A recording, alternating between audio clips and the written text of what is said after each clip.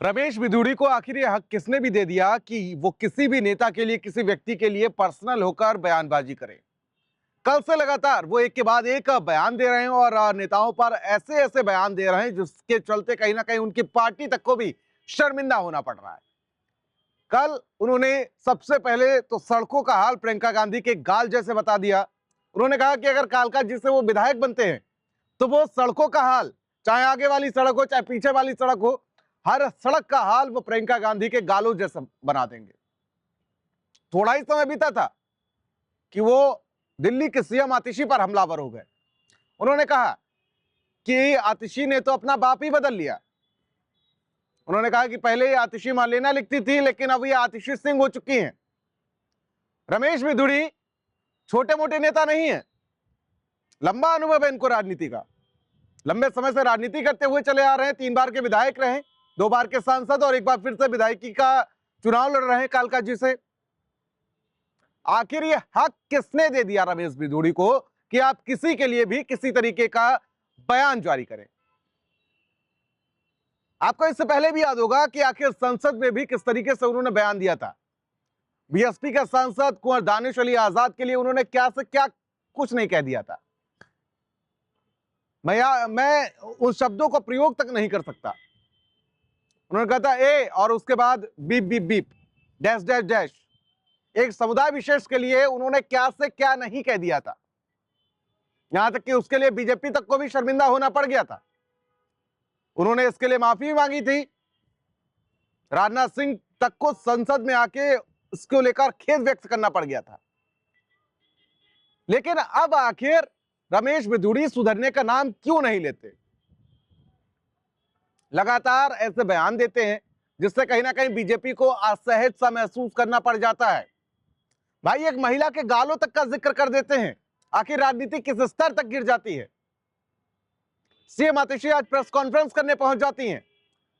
उन्होंने कहा कि मेरे पिताजी को तो इस राजनीति में कम से कम मत घसीटिए, उनकी उम्र 80 साल से ज्यादा है, बीमार रहते हैं, बोलते बोलते वो भावुक हो गई, आंसू निकल पड़े उनके।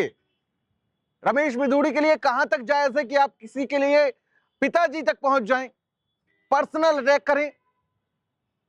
भाई, वो उनकी निजी जिंदगी है, चाहे वो आतिशी मार्लेना लिखे चाहे वो आतिशी सिंह लिखें, क्या मतलब है आपको उससे? रमेश बिधूड़ी कह रहे हैं कि चुनाव के लिए, राजनीति के लिए आतिशी ने अपना बाप तक बदल लिया। प्रियंका गांधी के गालों का कंपैरिजन जो है वो सड़कों से कह देते, और ये स्लिप ऑफ टंग नहीं है कि उन्होंने स्लिप ऑफ टंग किया हो। स्लिप ऑफ टंग होता तो छोटे मोटे शब्द इधर उधर हो सकते थे।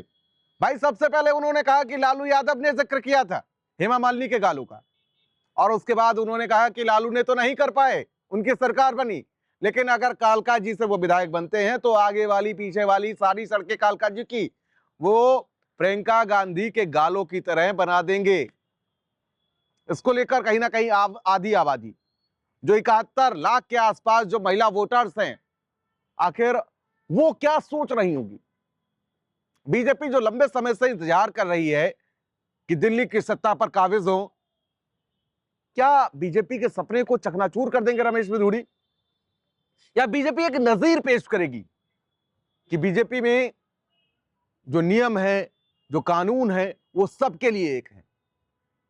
क्या कालका जी से प्रत्याशी बदला जाएगा? क्योंकि पहला मामला नहीं है जब रमेश बिधूड़ी ने इस तरीके का बयान दिया हो। एक के बाद एक, एक के बाद एक के बाद यूं ही चल रहा है सिलसिला, और महिलाओं को ही टारगेट कर रहे हैं। प्रियंका गांधी को लेकर बयान दे दिया, उसके बाद आतिशी को लेकर बयान दे दिया। आखिर बीजेपी के लिए ऐसी असहज स्थिति क्यों पैदा कर रहे हैं रमेश बिधूड़ी? और अब ये भी देखना होगा कि आखिर बीजेपी क्या उनके ऊपर कार्रवाई करती है? क्या कालका जी से प्रत्याशी वो बने रहेंगे? क्या प्रत्याशी बदला जाएगा? ये तमाम सवाल है। आपकी इसको लेकर क्या राय है? कमेंट बॉक्स में जरूर बताएं। नमस्कार।